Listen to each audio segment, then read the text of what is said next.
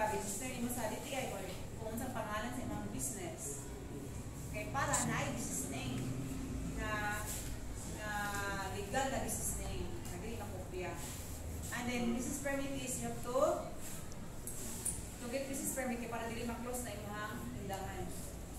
Okay, another, if your business is a corporation, so you have to register that one sa SEC. So sa ning SEC, that is,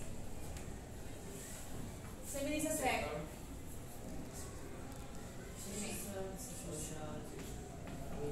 social economic. that is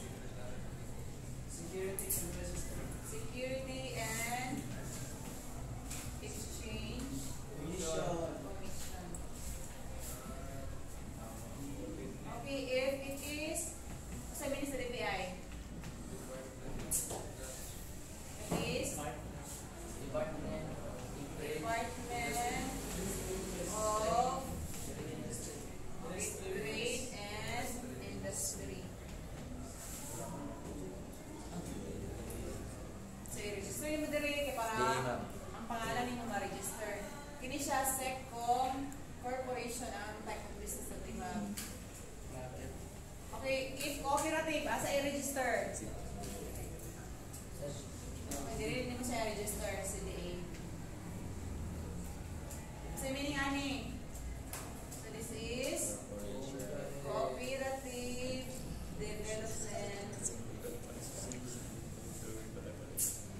Authority.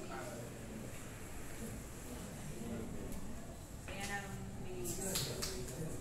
okay, klaro na si legal system. Okay, so under economic and social conditions, okay, when you are conducting a business, dapat kabalo ka sa kanang economic. For example, ang kanang presyon sa bugas, mga mahal yung bugas ka, or ano na lang, ang gas na lang.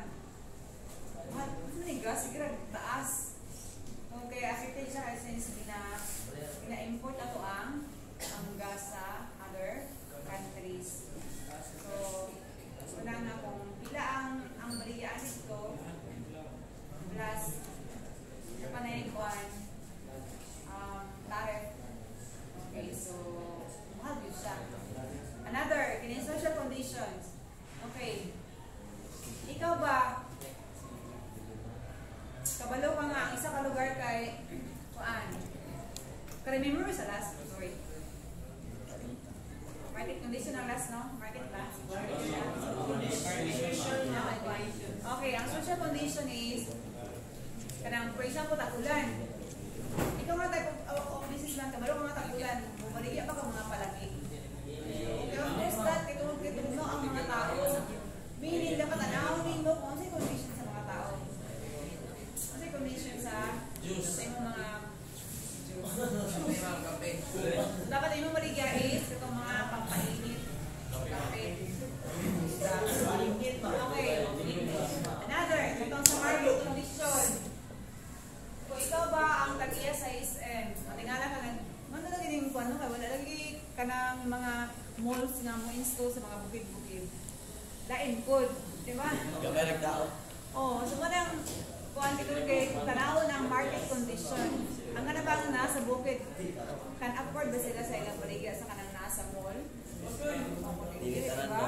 Kung mapataka ang install ang isa ka businessman, so welcome to failure. So dapat tanawon ang market situation. So manakaroon, muna diri sa city or sa Tagum City is where nagipanan na ang mga malls and is planning to install ako sa Tagum. It is because ang Tagum is progressive na siya. So meaning naghanap ka ng trabaho ang mga tao. So can afford na sila to buy or to purchase sa mga malls. Okay, do you have any questions? Okay, so tomorrow,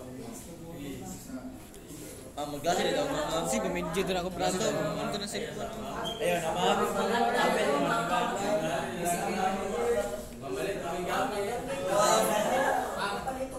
karon kay uli ni unya sa imong muni. Ala, Pasko na. Pasko na, ma? Ma'am, baka mag-yun naman. Bagyo. Sige tayo yung bagyo nga nagaway kayo mo ni abot. Wala kay hangin. Ma'am,